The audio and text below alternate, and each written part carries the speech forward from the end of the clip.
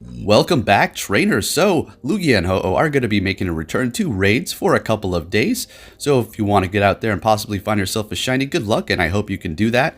They're going to be here until December 23rd at 1 p.m. PST, and they are starting today, December 20th at 1 p.m. PST. So, good luck out there. It took me quite some time to finally find mine. It was upwards around 49, not as bad as my Mewtwo. Upwards towards 100 raids, and then I finally found that shiny Mewtwo. Absolutely insane. Alright, so go ahead and take a look at these images here made by a couple of gaming. So your top counter is going to be Darkrai with Snarl, and then they're saying Dark Pulse, but you know, it's going to be Shadow Ball actually. That's perfectly fine. If you have Dark Pulse on yours, just keep it that way. There's no need to waste any charge TMs. Dark Pulse, Shadow Ball, they're almost on point. The difference between Dark Pulse is it's going to be fired off a lot faster. Shadow Ball is going to be doing a little bit more damage and fired off a little slower. So if you're about to faint out, getting off that Dark Pulse is going to be more within your interest of having that, I suppose. But Shadow Ball is just going to be a little slower. But they're both the same, so don't sweat trying to TM your Darkrai, okay? It's not a big deal. Seeing that the charge TM situation is absolutely horrific and you can just waste them all.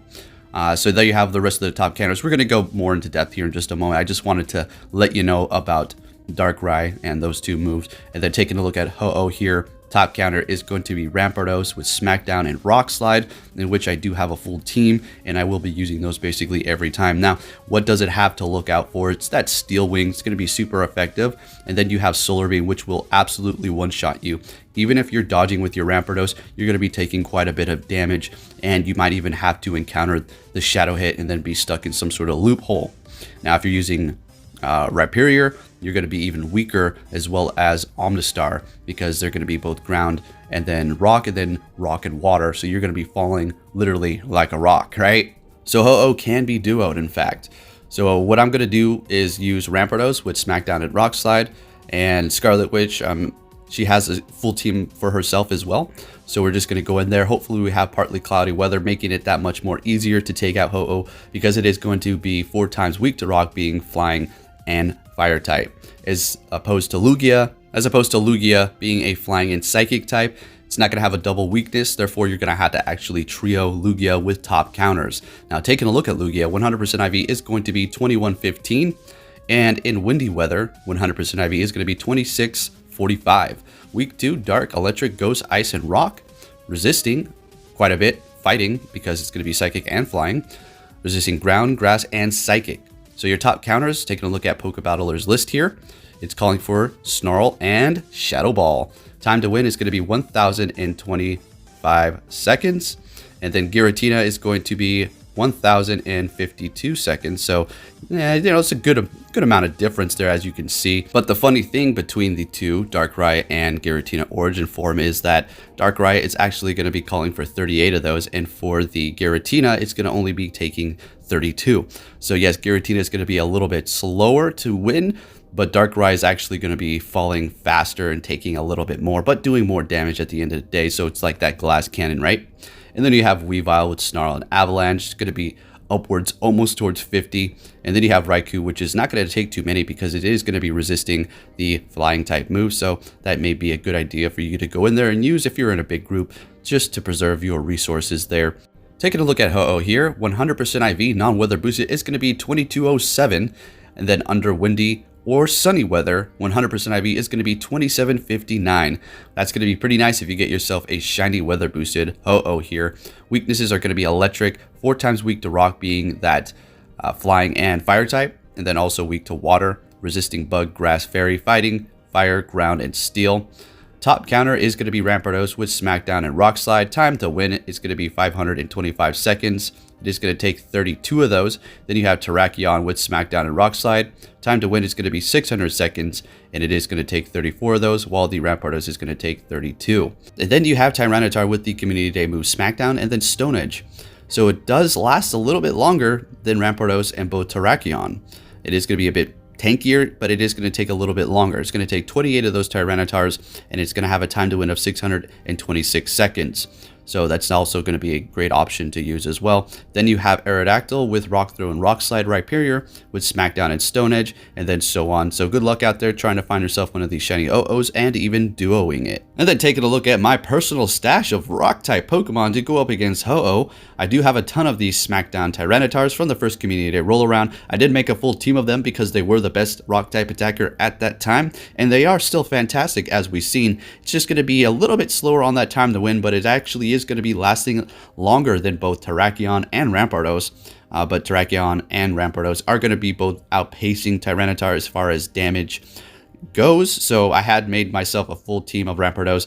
We're all set here. I do have a couple that are not completely maxed out, but for the most part, they're all hitting their breaking points. The last one might not be.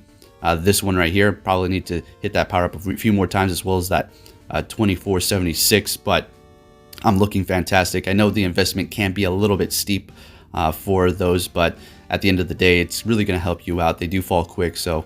And if it does have Solar Beam, you may want to go with your electric types. They're not going to be resisting it, but on the other hand, Magnezone will be, because this still does resist the grass moves, so that's going to be a plus. So you're not going to be dropping like a rock with your rock types when you go up against that Solar Beam. I still need to power up this 100 Shundo Electivire. We'll get around to that one day.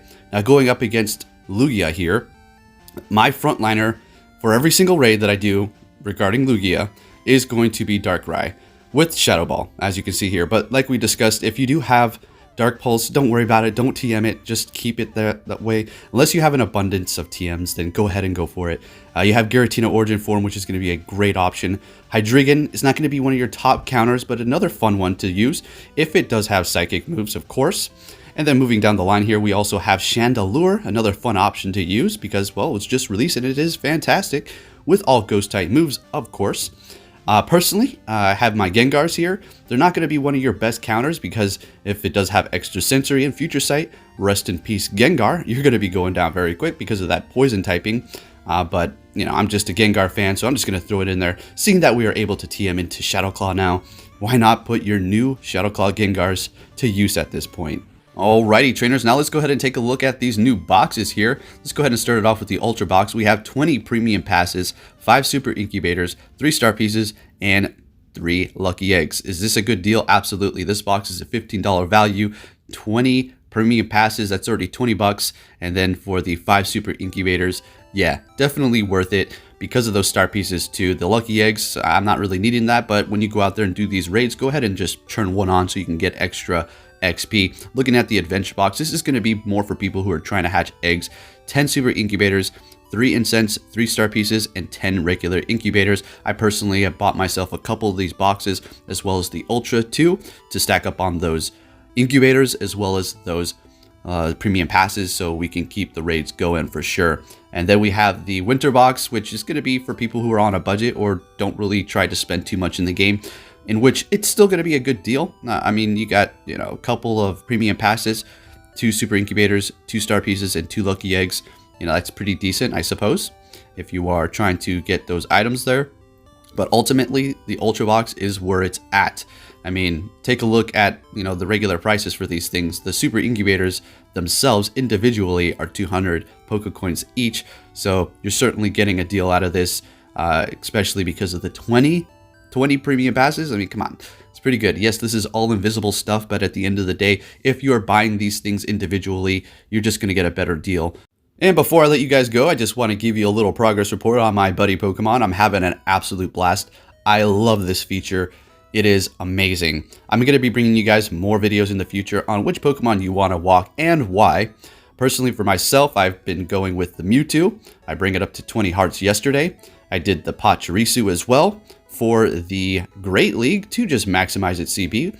Then a few other Pokemon in between that I was just testing out. The Garchomp is something that I'm going to bring up to Best Friends, as well as Slowpoke for the Great League. Lucario, I'm going to be getting it up to Best Friends as well. Just tested out Mew.